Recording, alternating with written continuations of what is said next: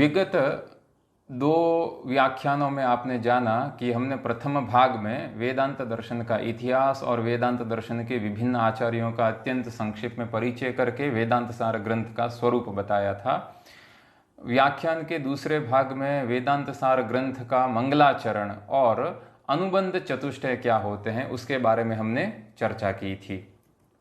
आज हम उस अनुबंध चतुष्टय की कुछ विस्तार से चर्चा करते हुए प्रथम जो अनुबंध है अधिकारी, है ना, उस अधिकारी का विश्लेषण वेदांत सार ग्रंथ के अनुसार प्रस्तुत करेंगे।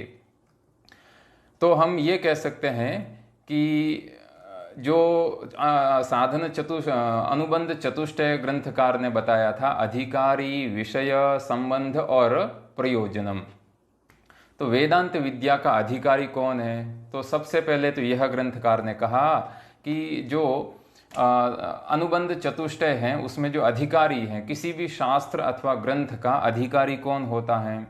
तो हम ये कहते हैं कि अधिकारी का अर्थ है कि किसी भी शास्त्र अथवा किसी भी ग्रंथ के अध्ययन के लिए जो अपेक्षित योग्यता है, उस अपेक्षित योग्यता से संपन्न व्यक्ति वह उस ग्रंथ का अथवा शास्त्र का अधिकारी होता है। विषय जो दूसरा अनुबंध है, उस विषय का अर्थ क्या है? विषय का अर्थ है कि वह वस्तु जिसका शास्त्र अथवा उस ग्रंथ में वर्णन है। तो अधिकारी तो हुआ कि अपेक्षित योग्यता से संपन्न व्यक्ति, वह अधिकारी हुआ प्रथम अनुबंध। और द्वितीय अनुबंध आता है विषय। विषय यानी कि वह शास्त्र अथवा ग्रंथ जिस वस्तु का विश्लेषण करता है, जिस किसी भी पदार्थ का, जिस किसी भी वस्तु का वह वर्णन करता है, वह वस्तु उस ग्रंथ का अथवा उस शास्त्र का विषय कहलाती है। तृतीय जो अनुबंध है वह है संबंध। संबंध का अर्थ है कि शास्त्र अथवा ग्रंथ के साथ में विषय का संबंध, और वह जो संबंध है वह प्रायः शास्त्र अथवा ग्रंथ के साथ में प्रतिपाद्य प्रतिपादक भाव संबंध होता है। जो शास्त्र अथवा जो ग्रंथ है वह प्रतिपादक होता है, किसी भी वस्तु का जो प्रतिपादन करता है, विश्लेषण करता है, वर्णन करता है, वह प्रतिपादक कहलाता है। और उस ग्रंथ अथवा शास्त्र में जिस विषय का वर्णन किया जा रहा है वह विषय कहलाएगा प्रतिपाद्य। तो इस तरह से यह जो तृतीय अनुबंध है संबंध, वह प्रायः शास्त्रों में या ग्रंथों में प्रतिपाद्य प्रतिपादक भाव संबंध है। कहीं कहीं बोध्य बोधक भाव संबंध भी कहा गया है कि ग्रंथ है वह बोधक है। शास्त्र अथवा ग्रंथ में जिस विद्या का, जिस विषय का वर्णन किया जा रहा है उस विषय का बोध करवाने वाला होता है, वह ग्रंथ या शास्त्र होता है, इसलिए वह बोधक होता है। और उस ग्रंथ अथवा शास्त्र में जिस किसी भी विद्या अथवा जिस किसी भी विषय का वर्णन किया गया है वह विषय, वह वस्तु बोध्य होती है। तो इस तरह से हम देखते हैं कि जो संबंध है तृतीय अनुबंध वह प्रतिपाद्य प्रतिपादक भाव संबंध अथवा बोध्य बोधक भाव संबंध है। अनुबंध चतुष्टय में जो अंतिम अनुबंध है उसका नाम है प्रयोजन। प्रयोजन का सामान्यतः अर्थ है कार्य, कि हम जिस किसी भी ग्रंथ का, किसी भी शास्त्र का अध्ययन कर रहे हैं तो उस अध्ययन से हमें क्या प्राप्तव्य है, अर्थात कि ये जो शास्त्र अथवा ग्रंथ के अध्ययन से हमें किसकी प्राप्ति होगी, किस कार्य की हमारी सिद्धि होगी, है ना। तो जिस किसी भी वस्तु की अथवा जिस किसी भी तत्व की हमें प्राप्ति होती है तो वह उस ग्रंथ का प्रयोजन कहलाता है। जैसे वेदांत का प्रयोजन यहाँ ग्रंथकार स्वयं आगे बताएंगे, है ना। तो इस तरह से प्रत्येक शास्त्र में ये जो अधिकारी, विषय, संबंध और प्रयोजन, ये अनुबंध चतुष्टय प्रत्येक ग्रंथ के आरंभ में अवश्य बताए जाते हैं, क्योंकि अनुबंध चतुष्टय के ज्ञान के बिना जो जिज्ञासु हैं उसकी प्रवृत्ति शास्त्र अथवा ग्रंथ में नहीं होती है। तो ये अनुबंध चतुष्टय 4 प्रकार के हुए। अब हम यहाँ आगे इस क्रम में बढ़ते हैं कि ये जो 4 अनुबंध हैं अधिकारी, विषय, संबंध, प्रयोजन, वेदांत सार में, वेदांत सार भी जैसे पहले कह दिया है ग्रंथकार ने स्वयं ही कि यह जो वेदांत सार ग्रंथ हैं यह वेदांत दर्शन का प्रकरण ग्रंथ है। इसलिए वेदांत दर्शन का प्रकरण ग्रंथ होने के कारण जो वेदांत दर्शन के अनुबंध चतुष्टय हैं, यानी वेदांत दर्शन का जो अधिकारी, विषय और संबंध और प्रयोजन, जो वेदांत दर्शन के ये संबंध आदि अनुबंध चतुष्टय हैं, वही के वही अनुबंध चतुष्टय इस वेदांत सार ग्रंथ के भी होंगे। तो हम पढ़ते हैं कि ग्रंथकार ने यहाँ किस किस को अधिकारी का लक्षण वेदांत दर्शन में क्या किया है, उसके बाद में क्रमशः है ना क्रम प्राप्त अन्य जो 3 अनुबंध हैं उसकी भी चर्चा करेंगे। सबसे पहले हम यहाँ चर्चा कर रहे हैं वेदांत सार के अनुसार अधिकारी के लक्षण की। तो ग्रंथकार इस प्रकार से ग्रंथ में अधिकारी का लक्षण देते हैं कि अधिकारी तु विधिवद अधीत वेद वेदांगत्वेन अधिगत निखिल वेदार्थोस्मिन् जन्मनि जन्मांतरे वा काम्य निषिद्ध वर्जन पुरस्सरम नित्य नैमित्तिक प्रायश्चित्तोपासनानुष्ठानेन निर्गत निखिल कल्मषतया नितांत निर्मल स्वांतः साधन चतुष्टय संपन्न प्रमाता। ये ग्रंथकार ने यहाँ अनुबंध चतुष्टय में जो प्रथम अनुबंध है अधिकारी, उस अधिकारी का लक्षण कहा।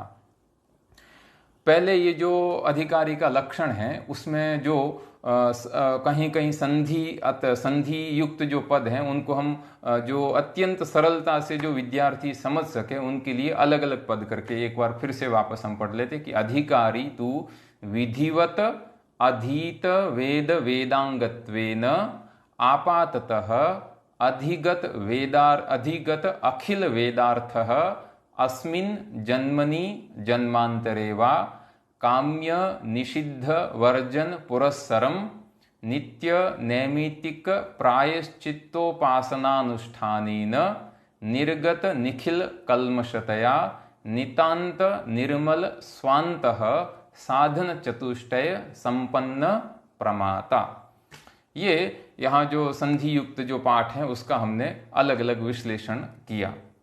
अब हम समझते हैं कि ग्रंथकार हैं वह अधिकारी का इतना जो लंबा लक्षण दिया है, इसको आसान से आप सरल तरीके से अगर समझना चाहते हैं तो अधिकारी के लक्षण में जो सबसे पहले पद हैं वह है अधिकारी, और इस पैराग्राफ का सबसे अंतिम पद है प्रमाता। इन दोनों को आप ले लीजिए कि अधिकारी कौन है, तो अधिकारी है वह प्रमाता, यानी जो प्रमाता है वह अधिकारी है। और जो बीच में जो विधिवत अधीत वेद वेदांगत्वेन, ये कहीं प्रमाता के विशेषण हैं अथवा और कहीं न कहीं और दूसरे कुछ पद आए हैं, किंतु सबसे सरल तरीके से समझने के लिए हम पहले सबसे ऐसा करते हैं कि अधिकारी कौन है, वह है प्रमाता।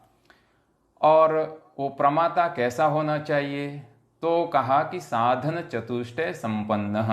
तो ये एक अधिकारी का सरल लक्षण हमारे पास में आ गया कि कह अधिकारी, तो साधन चतुष्टय संपन्न प्रमाता। क्या अर्थ हुआ कि जो 4 प्रकार के जो साधन है, वो 4 प्रकार के कौन कौन से साधन हैं जिनका ग्रंथकार आगे वर्णन करेगा, है ना, कि विवेक, वैराग्य, समाधि, षट संपत और मुमुक्षुत्व, जिनका लक्षण ग्रंथकार आगे वर्णन करेंगे, तब उनका हम विस्तार से वहां चर्चा करेंगे। अभी आप इतना समझिए कि ये 4 प्रकार के साधन हैं, विवेक, वैराग्य, समाधि, षट संपत और मुमुक्षुत्वम।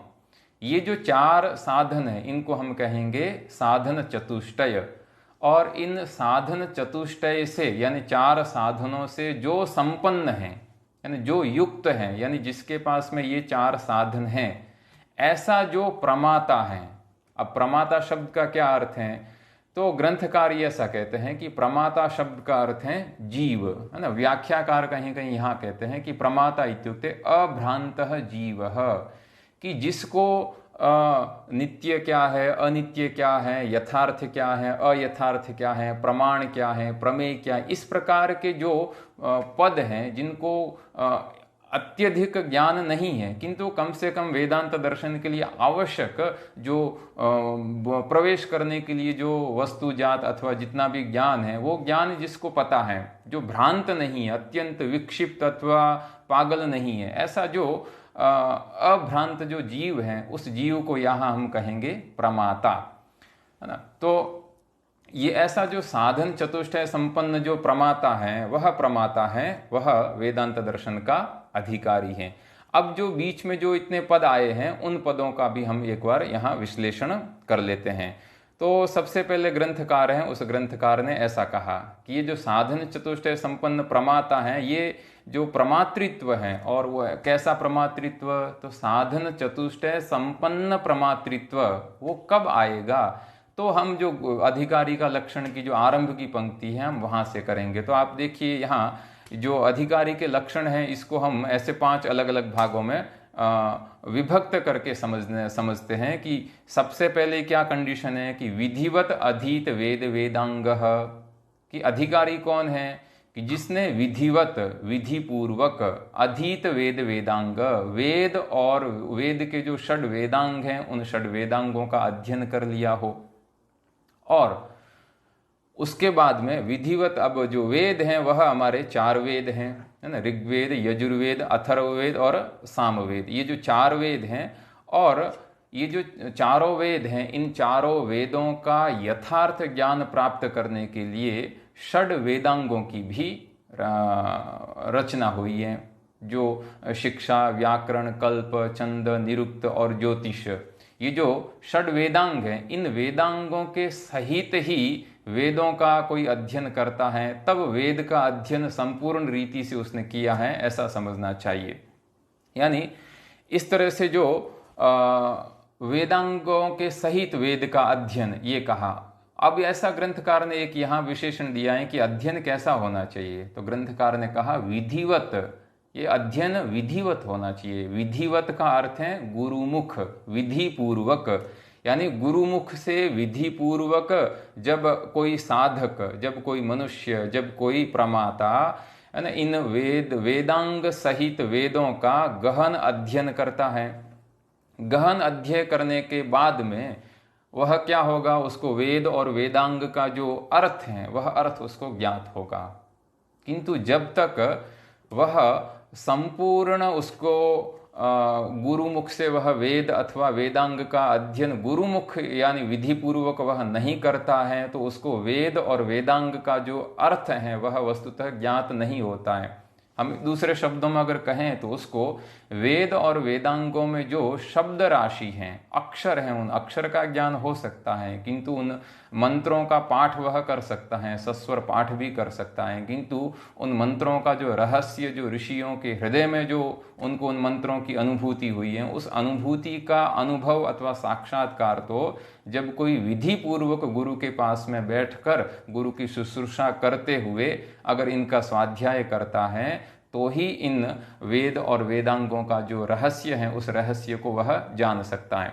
तो देखिए अधिकारी के लक्षण में जो पहला जो विशेषण आया है प्रमाता का वह हुआ कि विधिवत अधीत वेद वेदांग, कि जिसने, जिस प्रमाता ने, जिस जीव ने, जिस मनुष्य ने, जिस साधक ने गुरुमुख से विधि पूर्वक वेदांग सहित वेद का अध्ययन कर लिया है।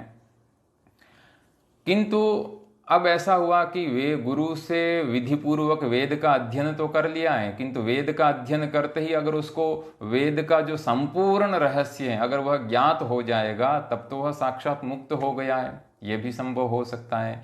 किंतु जब तक हम उस अधीत वेद विद्या का जब तक हम अनुष्ठान और उसका निधिध्यासन नहीं करते हैं तब तक उस विद्या का हमें हृदय में साक्षात्कार नहीं होता है, उस विद्या का हृदय में प्रकाश नहीं होता है। इसलिए वेद का गुरुमुख से इस प्रकार से जब हम वेदांग सहित वेदों का अध्ययन करते हैं तब वेद का हमें आपाततः अर्थ ज्ञात हो जाता है। इसलिए ग्रंथकार ने दूसरा विशेषण दिया है इस प्रमाता का कि आपाततः अधिगत अखिल वेदार्थः। आपाततः का अर्थ है कि सामान्यतः, है ना, जिसको और हम सरल शब्दों में कहें तो मोटे मोटे तौर पर उसने समझ लिया है कि वेद का अर्थ क्या है, वेद के यानी वेद में जो शब्द हैं उन शब्दों का, मंत्रों का सामान्यतः अर्थ क्या है, गूढ़ अर्थ अथवा जो अनुभवजन्य अर्थ है वह उसने अभी तक प्राप्त नहीं किया। इसलिए ग्रंथकार ने एक विशेषण दिया है कि ये जो वेदार्थ का उसने जो वेदार्थ का ज्ञान प्राप्त किया है वह कैसा है, आपाततः यानी सामान्यतः, है ना, सामान्य रूप से उसको वेदार्थ का ज्ञान हो गया। अतः आपाततः अधिगत, अधिगत का अर्थ है प्राप्त, है ना, क्या प्राप्त उसको, वेदार्थ, वेदस्य अर्थ, कि उसने जो गुरुमुख पूर्वक विधि पूर्वक गुरु के पास में जो वेद का अध्ययन किया है, उस वेद के अध्ययन का जो अर्थ है, वेद का जो अर्थ है, वह अर्थ उसको सामान्यतः उसको ज्ञात हो गया। तो आपाततः अधिगत वेदार्थ, इसका क्या अर्थ हुआ? वेद किसका निरूपण करता है? वेद धर्म का निरूपण करता है कि धर्म क्या है, और जो धर्म है उससे जो इतर है, यानी वह क्या कहलाएगा? अधर्म कहलाएगा।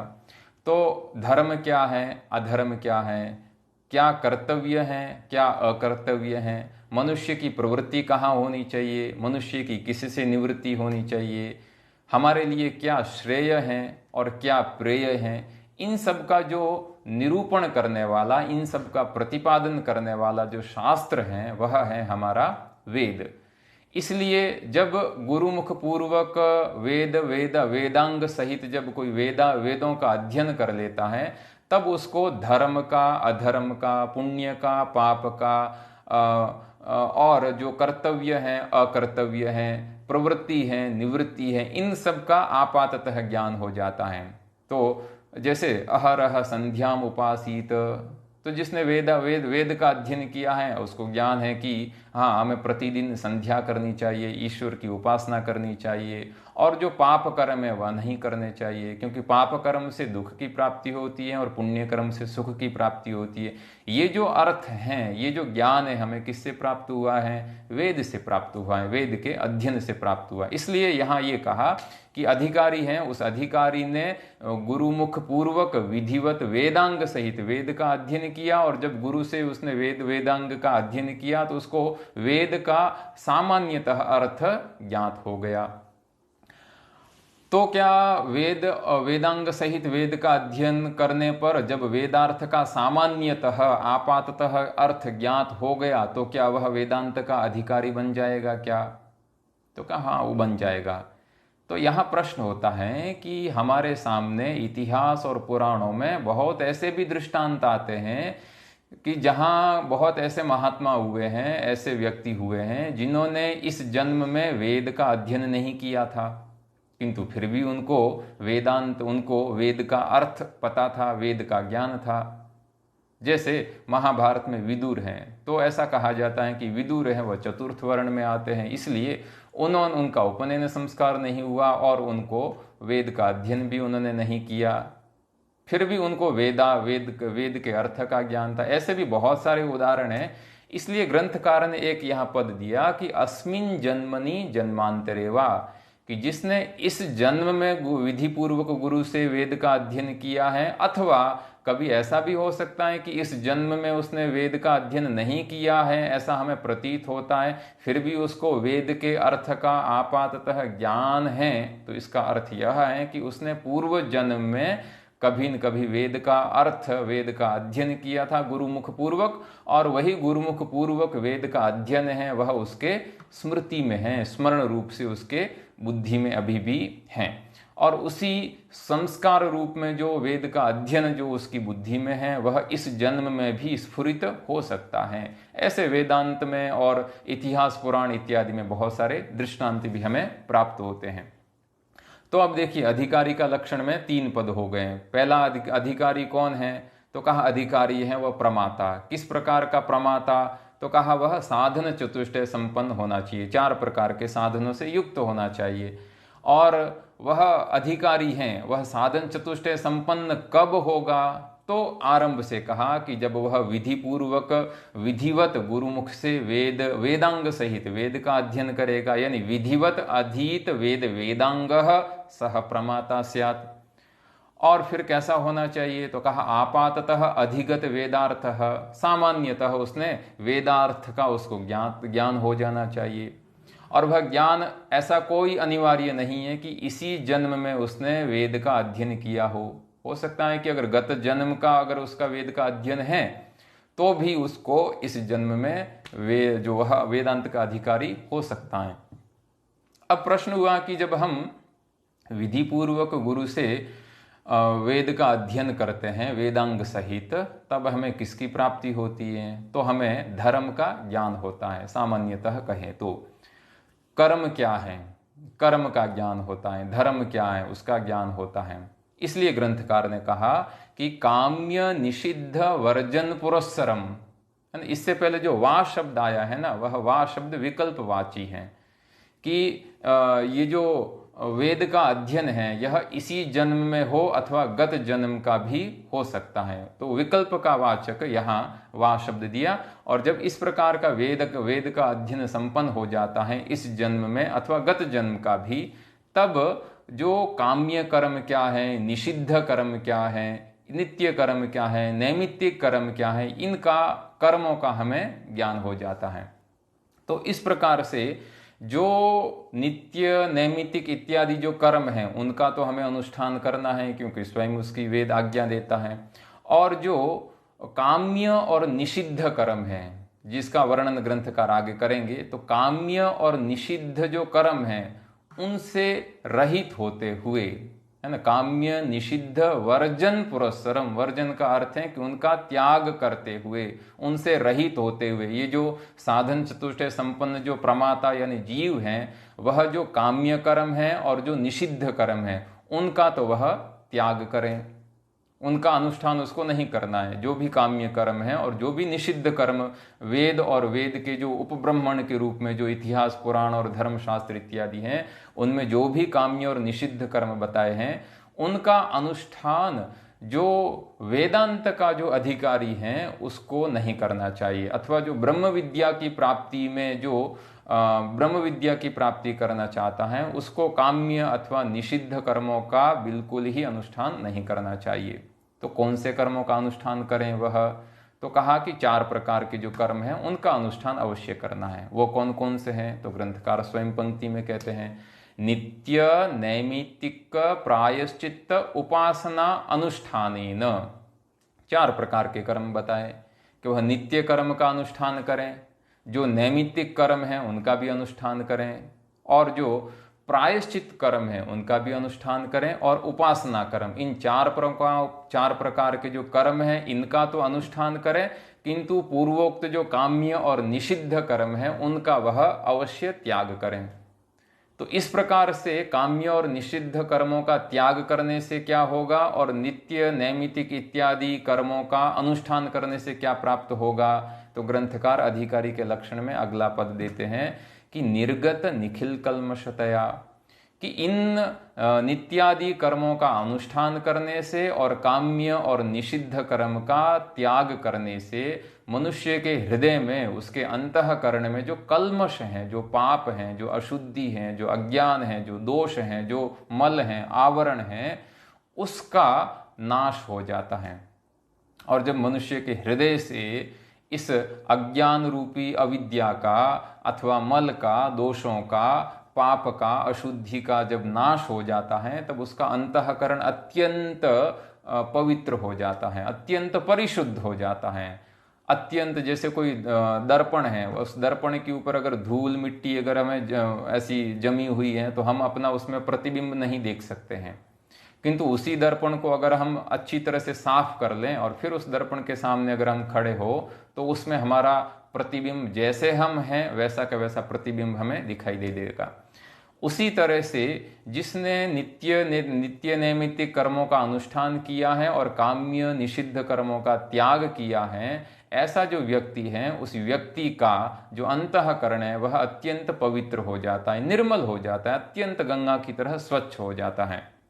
और ऐसा जो स्वच्छ अंतःकरण है तो उस अंतःकरण में वह अपनी आत्मा का प्रतिबिंब देख सकता है, यानी अपने स्वरूप को वह जानने की योग्यता प्राप्त कर लेता है। इसलिए ग्रंथकार ने कहा निर्गत यानी निशेषेण गतम, है ना, पाप मलादिकम, जो दोष इत्यादि अंतःकरण के, अंतःकरण यानी हमारा मन, तो हमारे मन में जितने भी दोष हैं इन दोषों का जो दूरीकरण हो जाता है, ये दोष हैं वो दूर हो जाते हैं। तो निर्गत निखिल यानी समस्त जो कल्मश हैं, कल्मश यानी पाप।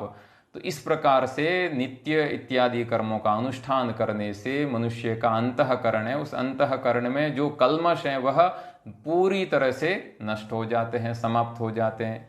तो वह जो प्रमाता है वह कैसा बनेगा, तो कहा वह प्रमाता हो जाएगा नितांत निर्मल स्वांतः, स्वस्य अंतः, उसका अंतः नाम अंतःकरण, वह अंतः किस प्रकार के अंतःकरण वाला हो जाएगा, तो कहा नितांत, नितांत यानी बिल्कुल निर्मल, बिल्कुल एकदम जैसे गंगा जल जहाँ गंगोत्री से निकलता है अत्यंत निर्मल होता है, कोई अशुद्धि नहीं, उसमें अशुद्धि का लेश मात्र भी नहीं, वैसा वह जो साधन, वैसा वह जो प्रमाता है, वह मनुष्य है, वह ऐसा नितांत निर्मल स्वांत वाला हो जाएगा। और जब ऐसा कोई विधि पूर्वक गुरु से वेदांग सहित वेद का अध्ययन करता है, इस जन्म में अथवा गत जन्म में किया हो, तब उसको काम्य और निषिद्ध कर्म और नित्य इत्यादि कर्मों का ज्ञान हो गया, तो उसने काम्य और निषिद्ध कर्मों का तो परित्याग कर दिया और नित्य नैमित्तिक प्रायश्चित और उपासना कर्मों का उसने अनुष्ठान आरंभ किया।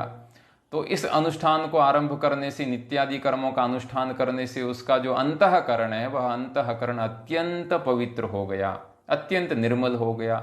और जब वह अत्यंत उसका अंतःकरण निर्मल हो गया, तो ऐसे निर्मल अंतःकरण में ही ये जो चार साधन है, ये चार साधन उत्पन्न होते हैं, यह वेदांत दर्शन कहता है। तो नितांत निर्मल स्वांत, ऐसा जो अत्यंत निर्मल अंतःकरण वाला जो मनुष्य होता है, वही को उसके हृदय में ही, उसके अंतःकरण में ही जो चार साधन है वह उत्पन्न होते हैं, तो वह मनुष्य कहलाएगा साधन चतुष्टय संपन्न प्रमाता, वह साधन चतुष्टय संपन्न हो गया। तो इस प्रकार से जो साधन चतुष्टय संपन्न है, ऐसा जो प्रमाता है, ऐसा जो जीव है, अभ्रांत जीव है ना, विवेकी जीव है, वही वेदांत दर्शन का अधिकारी है। तो ये यहाँ ग्रंथकार ने जो वेदांत दर्शन में जो अनुबंध चतुष्टय में जो प्रथम अनुबंध है अधिकारी, तो वेदांत दर्शन का अधिकारी कौन है, तो वेदांत सारकार सदानंद यति ने यहाँ प्रथम अनुबंध के रूप में अधिकारी का विश्लेषण किया। और इस प्रकार से यह जो अधिकारी हैं वह हमारे पास में अधिकारी का एक स्वरूप आ गया। अब इस प्रकार का जो अधिकारी हैं वह अधिकारी तो हो गया। अब इस अधिकारी के लक्षण में जो अलग अलग पद लिखे गए हैं, जिसे कहा कि सबसे पहले कहा कि विधिवत अधीत वेद वेदांगत्वेन, कि जिसने विधि पूर्वक, ये तो विधि पूर्वक यानी गुरुमुख जिसने वेद और वेदांग का अध्ययन कर लिया है, इस जन्म में अथवा गत जन्म में किया हो। और फिर जो कहा था कि काम्य निषिद्ध वर्जन पुरस्सरम, काम्य और निषिद्ध वर्जन पुरस्सरम, कि काम्य कर्मों का परित्याग और निषिद्ध कर्मों का भी परित्याग करते हुए, तो हमारे मन में सहज जिज्ञासा होती है, भाई ये काम्य कर्म क्या है और निषिद्ध कर्म भी क्या है, अथवा कर्म कितने प्रकार के होते हैं। तो इसको आप ऐसे समझ लीजिए कि जो कर्म है वह वेद में दो प्रकार के बताए हैं। पहला है वह कर्म उपादेय कर्म है, उपादेय का अर्थ होता है जिस कर्म को हमें करना है, और दूसरा है वह है त्याज्य कर्म, यानी जिस कर्म का, जो कर्म हमें नहीं करना है, अकरणीय, और उपादेय यानी करणीय कर्म। तो जो उपादेय कर्म है वो चार प्रकार का कर्म है, वह अधिकारी लक्षण में ग्रंथकार ने स्वयं बताया है कि नित्य नैमितिक प्रायश्चित और उपासना, ये चार कर्म हैं। यह तो जो वेदांत का जो अधिकारी हैं, मुमुक्षु हैं, उसको वह चार कर्म, उसको ये चार कर्म अवश्य, उसको चार कर्मों का अनुष्ठान करना है। और जो नहीं करने वाले, निषिद्ध नहीं करने वाले जो कर्म हैं, यानी जिन कर्मों का परित्याग करना है, वह कितने हैं, तो वह ग्रंथकार ने कहा दो हैं। कौन कौन से, काम्य और निषिद्ध। पहला काम्य कर्म है और दूसरा निषिद्ध है। तो अब हम यहाँ देखते हैं कि काम्य कर्म किसको कहते हैं और निषिद्ध कर्म किसको कहते हैं, तो ग्रंथकार स्वयं इसका विश्लेषण करते हैं। तो ग्रंथकार आगे अब यहाँ कहते हैं कि काम्यानि स्वर्गादीष्ट साधनानि ज्योतिष्टोमादीनि, ये काम्य कर्म की परिभाषा दी ग्रंथकार ने। काम्यानि, क्योंकि काम्य कर्म बहुत होते हैं, काम्य कर्म एक हैं लेकिन उसके प्रकार बहुत हैं। कौन कौन से हैं, तो आगे ग्रंथकार ने कहा, उदाहरण के रूप में सबसे पहले कहा कि ज्योतिष्टोमादीनि, कि ज्योतिष्टोम इत्यादि जो कर्म हैं वह कर्म क्या है, काम्य कर्म है। तो काम्य कर्म की अगर हमें सरल रूप से व्याख्या करनी हो कि काम्य और निषिद्ध इन दोनों कर्मों में क्या भेद है, तो हम ऐसा समझते हैं कि किसी भी फल की प्राप्ति को उद्देश्य बनाकर जो कर्म किया जाता है वह काम्य कर्म कहलाता है। जैसे कोई मुझे स्वर्ग की प्राप्ति हो, तो स्वर्ग प्राप्ति को उद्देश्य बनाकर उस स्वर्ग प्राप्ति का साधनभूत जो ज्योतिष्टोम याग है, उस ज्योतिष्टोम याग को करता है, यानी ज्योतिष्टोम याग रूप कर्म करने में कोई प्रवृत्त होता है, तो ये जो ज्योतिष्टोम जो याग है, यह कौन सा कर्म कहलाएगा?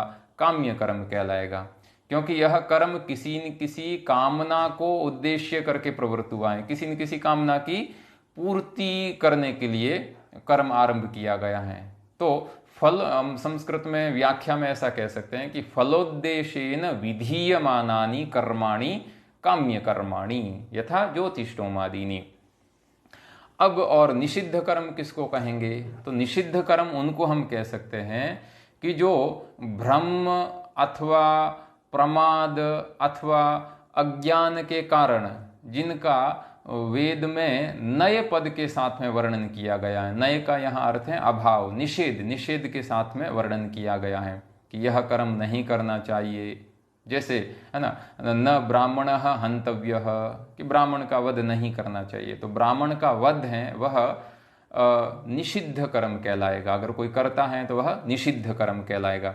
अब हम देखते हैं कि ग्रंथकार ने यहाँ वेदांत सार की पंक्ति में काम्य और निषिद्ध कर्मों का क्या वर्णन उन्होंने किया है। तो काम्य कर्म कौन सा है, तो उसका उदाहरण दे दिया है कि काम्यानि स्वर्गादीष्ट साधनानि ज्योतिष्टोमादीनि। पदच्छेद अलग अलग करके हम देंगे, तो स्वर्गादि इष्ट साधनानि, कि स्वर्ग आदि जो इष्ट हैं, उस स्वर्ग आदि इष्ट की प्राप्ति में जो साधनभूत जो भी कर्म हैं, कौन कौन से, ज्योतिष्टोम है, वाजपेयी इत्यादि जो भी हैं, वो सब के सब काम्य कर्म आएंगे। तो स्वर्ग है वह सभी का इष्ट है, प्रियतर है ना। स्वर्ग को हम यहाँ अर्थ ले सकते हैं कि सुख विशेष, जो सुख है वह सभी के लिए अनुकूल है, सुख हर कोई प्राप्त करना चाहता है, इसलिए हम कह सकते हैं कि जो सुख है वह सभी के लिए, सुख है वह सभी के लिए इष्ट हैं। तो उसके किसी के लिए भी अनिष्ट क्या है, प्रतिकूल क्या है, तो वह है दुख।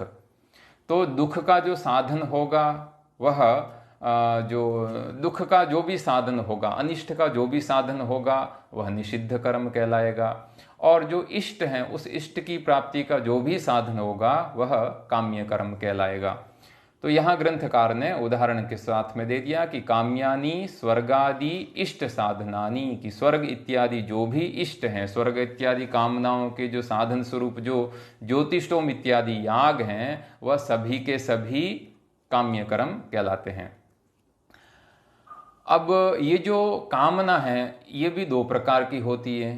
एक तो इस पृथ्वी लोक पर जो भी उपभोग सामग्री है, उस उपभोग सामग्री को प्राप्त करने की इच्छा भी यानी कामना भी किसी में हो सकती है, अथवा जो स्वर्ग इत्यादि जो परलोक हैं, उस परलोक में जो विषय सुख हैं, उस विषय सुखों को प्राप्त करने की भी इच्छा अथवा कामना यहाँ हो सकती है। यहाँ जो ग्रंथकार ने जो उदाहरण दिया है वह उदाहरण काम्य कर्म का उदाहरण पारलौकिक उदाहरण दिया है, क्योंकि जो इस लोक में जो भी श्रक चंदन वनिता इत्यादि जो भी इष्ट के साधन हैं, सुख के साधन हैं, उनकी कामना तो हर किसी को होती है, किंतु जो आस्तिक दर्शन वाले जो भी परलोक को भी मानते हैं, वह परलोक की जो सामग्री हैं, परलोक में जो सुख की प्राप्ति होती है वह इस लोक से भी ज़्यादा उत्कृष्ट होती है। इसलिए जो आस्तिक लोग होते हैं उनकी परलोक में जो प्राप्त होने वाली जो सुख की सामग्री है अथवा सुख के जो भी सुख हैं, उस सुख को भी प्राप्त करने की इच्छा होती है। इसलिए ग्रंथकार ने उदाहरण दिया कि इस लोक में जो हम किसी भी भोजन की, जल की, अच्छे रस की कामना करते हैं, तो वह कामना कदाचित हमारे मोक्ष प्राप्ति में बाधक नहीं होती है, किंतु जो स्वर्ग इत्यादि लोकों की प्राप्ति की जो कामना है वह मोक्ष प्राप्त करने वाले व्यक्ति के लिए बाधक हो सकती है। इसलिए ग्रंथकार ने कहा कि ऐसी जो मोक्ष प्राप्ति में बाधक जो परलोक में प्राप्त होने वाले स्वर्ग इत्यादि सुख की जो कामना है, इच्छा है, उस इच्छा का वह त्याग करें। तो काम्यानि स्वर्गादि इष्ट साधनानि है, स्वर्ग इत्यादि के इष्ट साधन, ज्योतिष्टोम आदि, ज्योतिष्टोम एक प्रकार के याग का नाम है। अब फिर कहा ग्रंथकार ने कि निषिद्ध कर्म कौन से हैं जिनका भी परित्याग करने की बात अधिकारी के लक्षण में कही थी। तो ग्रंथकार ने कहा निषिद्धानि नरकाद्यनिष्ट साधनानि ब्राह्मण हननादीनी, कि निषिद्ध कर्म कौन कौन से हैं, तो नरकादि अनिष्ट साधनानि, कि जो अनिष्ट के साधन हैं जिसको हम प्राप्त करना नहीं चाहते हैं, हमारी इच्छा प्राप्त करने की बिल्कुल नहीं होती है फिर भी प्राप्त हो जाता है, तो वह हमारे लिए अनिष्ट कहलाता है। जैसे दुख है, वह दुख कोई भी प्राप्त नहीं करना चाहता है, कोई भी ऐसी कामना नहीं करता है कि मुझे बहुत ज़्यादा दुख हो, सुख कभी भी नहीं हो। तो दुख कभी भी प्राप्त नहीं हो, तो दुख हमारे लिए, हम दुख कभी भी प्राप्त नहीं हो यह कामना करते हैं। इसका क्या अर्थ हुआ कि दुख है वह हमारे लिए अनिष्ट है, क्योंकि वह हमारे लिए प्रतिकूल है, हमारे लिए इष्ट नहीं है। तो ऐसा जो अनिष्ट है वो अनिष्ट क्या है, तो ग्रंथकार ने अनिष्ट का उदाहरण दिया नरकादि, नरक इत्यादि हैं वह अनिष्ट है। नरक यानी दुख विशेष, जो दुख इत्यादि प्राप्त होते हैं इस लोक में प्राप्त तो होते ही हैं, किंतु परलोक में भी जो नरक इत्यादि उसमें विशेष रूप से दुख प्राप्त होता है। पुराणों में तो अलग अलग प्रकार के जो निषिद्ध कर्म हैं उनका क्या फल प्राप्त होगा, वह कौन कौन से नरक की प्राप्ति होगी, बड़े विस्तार से वहाँ वर्णन किया है। हम उस विस्तार में नहीं जाकर केवल जो नरक इत्यादि जो दुख विशेष हैं, उस दुख विशेष वह हमारे लिए हैं अनिष्ट, हम उसको प्राप्त नहीं करना चाहते हैं, फिर भी वह प्राप्त हो जाते हैं। किसके कारण प्राप्त होते हैं, कि जरूर हमने कभी न कभी अनिष्ट निषिद्ध कर्म का अनुष्ठान किया, यानी निषिद्ध कर्म किया था। तो वह निषिद्ध कर्म क्या है, तो ग्रंथकार उसका उदाहरण देते हैं कि ब्राह्मण हननादीनी, कि ब्राह्मण हनन इत्यादि। तो आदि पद से ब्राह्मण हनन, हनन का अर्थ है हत्या, वध। जैसे ब्राह्मण की हत्या यह निषिद्ध कर्म है, इस निषिद्ध कर्म को करने से अत्यंत दुख की प्राप्ति होती है। गो हत्या है, सुरापान है ना, ये सभी अलग अलग प्रकार के निषिद्ध कर्म हैं, वो वेद और धर्मशास्त्रों में बताए गए हैं। इस प्रकार से तो ये जो निषिद्ध कर्म है, ये निषिद्ध कर्म नरक इत्यादि जो अनिष्ट हैं उस नरक इत्यादि अनिष्ट का साधन हुआ। अब इस प्रकार से जो काम्य और निषिद्ध कर्मों को ग्रंथकार ने परिभाषित कर लिया, उसके बाद में जो आचार्य सदानंद हैं वह वेदांत का जो अधिकारी है उसके द्वारा करने योग्य कौन कौन से कर्म हैं, तो वह करने योग्य कर्म है नित्य, नैमित्तिक, प्रायश्चित और उपासना कर्म। इनकी क्रमशः उदाहरण के साथ में व्याख्या प्रस्तुत करते हैं। तो सबसे पहले उन्होंने नित्य कर्म की व्याख्या प्रस्तुत की। तो उन्होंने कहा कि नित्यानि अकरणे प्रत्यवाय साधनानि संध्या वंदनादीनी, कि नित्यानि, नित्य कर्म कौन कौन से हैं, तो ग्रंथकार ने कहा नित्यानि अकरणे, यानी ऐसे कार्य, ऐसे कर्म जिनको करने से किसी विशेष पुण्य की भले ही प्राप्ति नहीं हो, किंतु अकरणे यानी नहीं करने से हानि अवश्य होती है, नहीं करने से दोष अवश्य लगता है, ऐसे जो कर्म होते हैं वह नित्य कर्म कहलाते हैं। और ऐसे नित्य कर्म कौन कौन से हैं, तो ग्रंथकार ने कहा वो नित्य कर्म है संध्या वंदनादीनी, संध्या वंदन इत्यादि। और यह जो नित्य कर्म नहीं करने से किसके साधन बनते हैं, तो बीच में पद दिया है प्रत्यवाय साधनानि, प्रत्यवाय के साधन बनते हैं। प्रत्यवाय का अर्थ है दुख। और वेदांत सार की अलग अलग व्याख्याओं में, जिसमें विद्वन मनोरंजनी व्याख्या में प्रत्यवाय शब्द का अर्थ किया है आगामी दुख, कि जिस नित्य कर्म को हमें जो कर्म करना है किंतु हम उस कर्म को नहीं कर रहे हैं, तो उसका दुख, उसका जो फल रूप जो दुख है वो अभी प्राप्त नहीं हुआ है, किंतु आगामी काल में, भविष्य काल में वो दुख अवश्य प्राप्त होगा। तो ऐसे जो प्रत्यवाय यानी भविष्य काल में प्राप्त होने वाले दुख के जो साधन भूत हैं, कौन से जो नित्य हैं, नित्य कर्म नहीं करने से जो हमें भविष्य काल में दुख की प्राप्ति होती है, ऐसे जो कर्म होते हैं वह कहलाते हैं नित्य कर्म। तो ग्रंथकार ने नित्य कर्म का एक उदाहरण दिया संध्या वंदन। आदि पद से हम जो देव यज्ञ, भूत यज्ञ, नृयज्ञ, पितृयज्ञ यानी जो पंचमहायज्ञ की परिकल्पना है, प्रतिदिन जो स्नान शौच इत्यादि हैं, वेद का जो स्वाध्याय इत्यादि, ये सभी नित्य कर्म की श्रेणी में आ जाते हैं। तो इसलिए वेदांत का जो अधिकारी है, उस वेदांत के अधिकारी को प्रतिदिन इन नित्य कर्म का अनुष्ठान अवश्य करना है। अब उस नित्य कर्म का अनुष्ठान करना है, उसके साथ में और किन किन कर्मों का अनुष्ठान करने की बात अधिकारी के लक्षण में कही थी। तो ग्रंथकार ने कहा था नित्य नैमित्तिक प्रायश्चित उपासना अनुष्ठानीन। तो दूसरा जो करणीय कर्म है वह है नैमित्तिक कर्म। तो ग्रंथकार कहता है कि नैमित्तिकानि पुत्र जन्माद्यनुबंधीनी जातिष्ट्यादीनी। कि नैमित्तिक कर्म क्या है? तो नैमित्तिक का अर्थ होता है कि किसी न किसी निमित्त के प्राप्त होने पर जो हमें कर्म करना पड़ता है। प्रतिदिन उस कर्म को करने की आवश्यकता नहीं है, लेकिन कुछ निमित्त हो गया, यानी किसी कारण विशेष के होने पर हमें उस कर्म को अवश्य ही करना पड़ता है। तो ऐसे कर्मों का जो विधान शास्त्रों के द्वारा किया गया है, अनुमोदन जो शास्त्रों के द्वारा किया गया है, वह नैमित्तिक कर्म कहलाता है। जैसे उदाहरण ग्रंथकार ने दिया कि नैमित्तिकानि पुत्र जन्माद्यनुबंधिनी। जैसे किसी के घर में पुत्र इत्यादि की उत्पत्ति होती है, तो शास्त्र कहता है कि अगर घर में पुत्र की उत्पत्ति हुई है तो वहाँ जातिष्टि यज्ञ करना चाहिए, नामकरण करना चाहिए। उसका जब समय आए तब उसका केश वपन संस्कार भी करना चाहिए, चूड़ाकरण संस्कार इत्यादि जितने भी संस्कार है, ये सभी के सभी संस्कार नैमित्तिक कर्म में कहलाते हैं, जिसको अगर हमें प्रतिदिन करने की आवश्यकता नहीं है, लेकिन पुत्र जन्म हुआ है तो नित्य नैमित्तिक कर्म हमें वो करना ही है।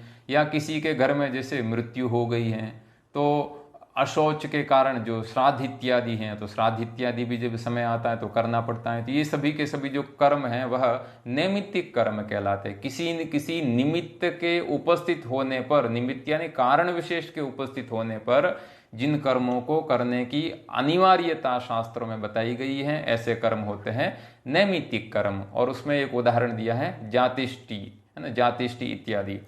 तो आदि जो पद हैं, उन आदि पद से जो ग्रंथकार हैं वह और भी जो इस तरह से जो श्राद्ध कर्म है, किसी की मृत्यु होगी तो उसका जो शव है उसका अंत्येष्टि संस्कार करना है, ये सभी के सभी नैमित्तिक कर्म में आदि पद से इनका हम ग्रहण कर सकते हैं। तो उस साधन चतुष्टय संपन्न प्रमाता को सबसे पहले नित्य कर्म का अनुष्ठान करना है और नैमित्तिक कर्म का भी अनुष्ठान करना है।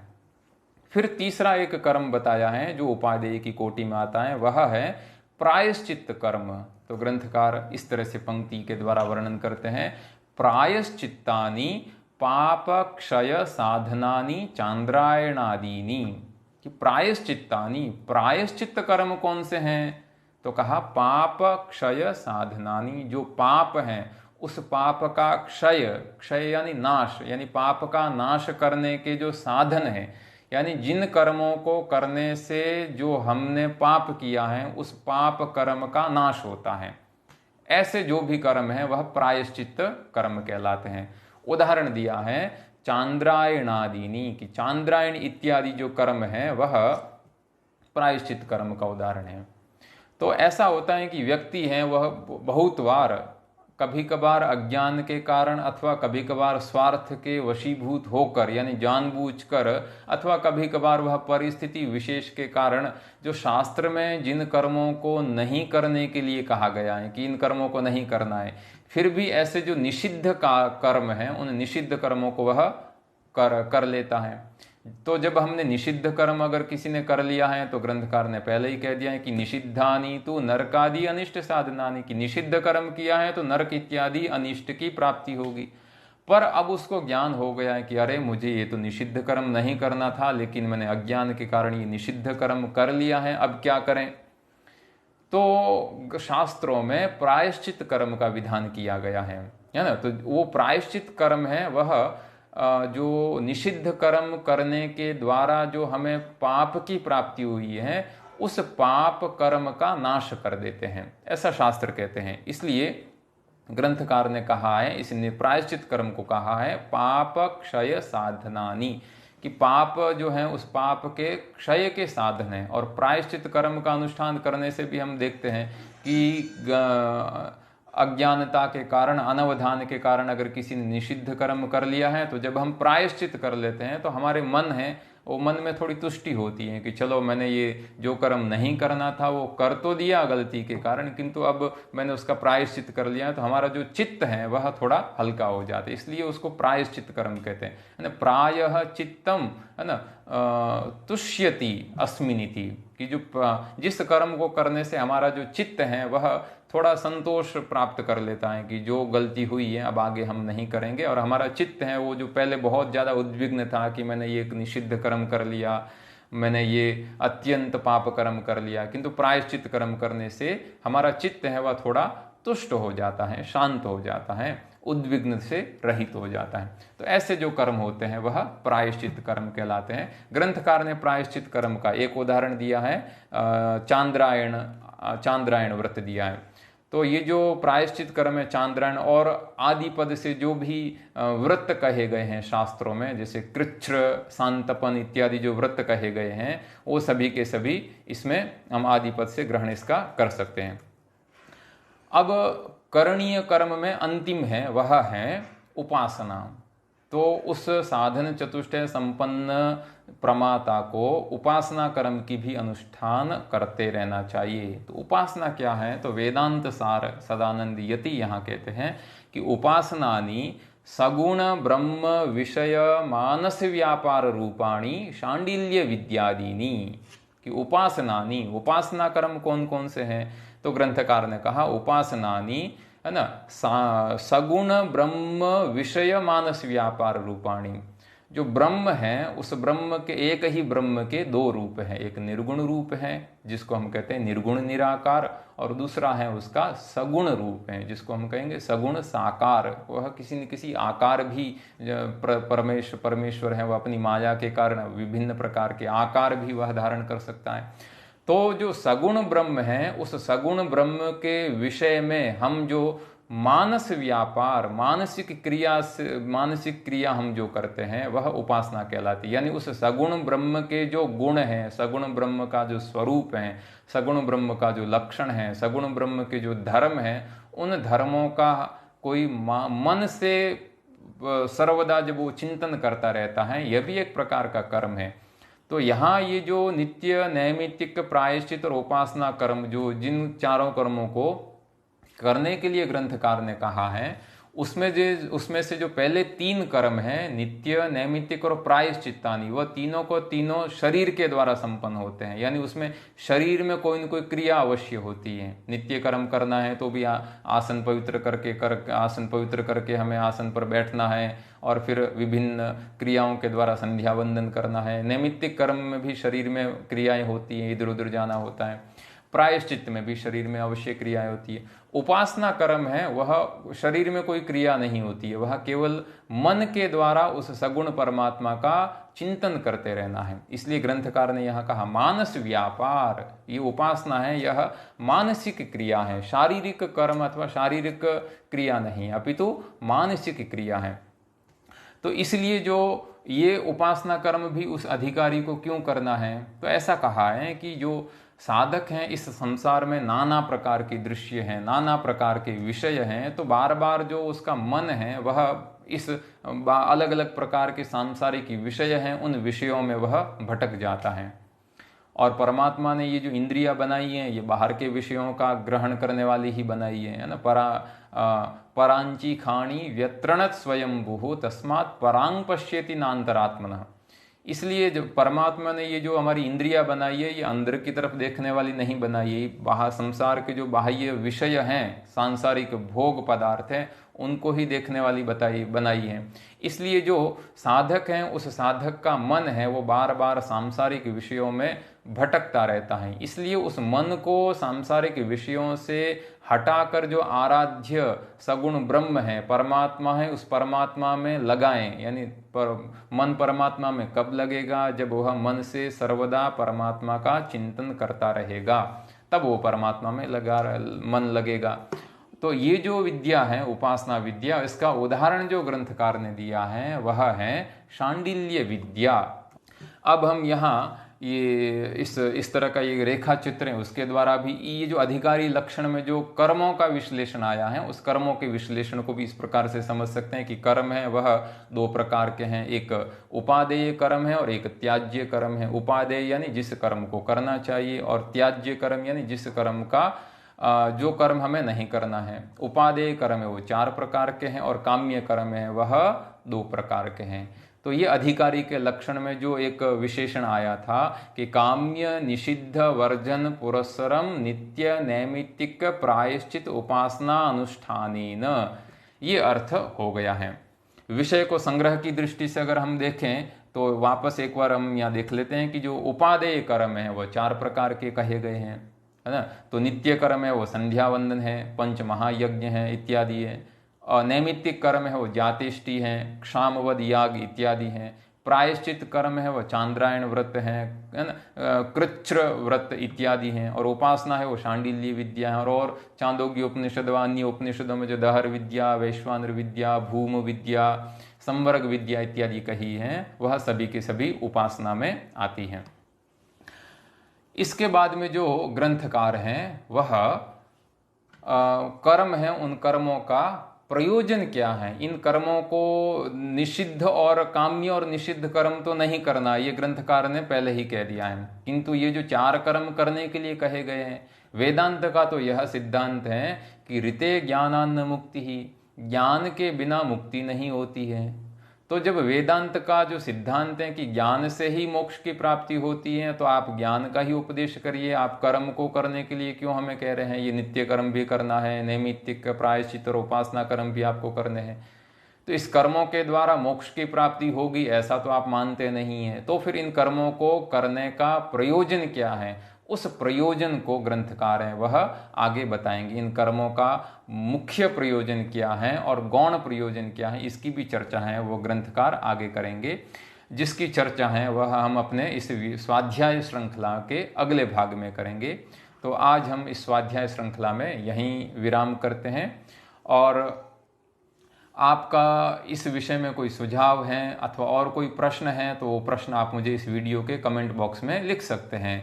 किसी पद का अर्थ अगर समझ में नहीं आया है अथवा आपका कोई इस विषय से संबंधित कोई प्रश्न है तो आप मुझे इस वीडियो के कमेंट बॉक्स में आप बता सकते हैं।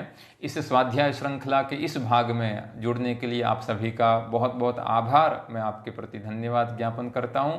अगर आपको ये स्वाध्याय श्रृंखला पसंद आ रही है और उपयोगी लग रही है तो आप इसका प्रसार करने के लिए आपके जो इसकी किसी को भी आवश्यकता है आप उनको भी इससे जोड़िए, ताकि अधिकाधिक लोगों को इस स्वाध्याय श्रृंखला का, वेदांत के स्वाध्याय का लाभ प्राप्त हो सके। पुनः एकवारं सर्वेभ्यः धन्यवादः। अस्तु। नमो नमः।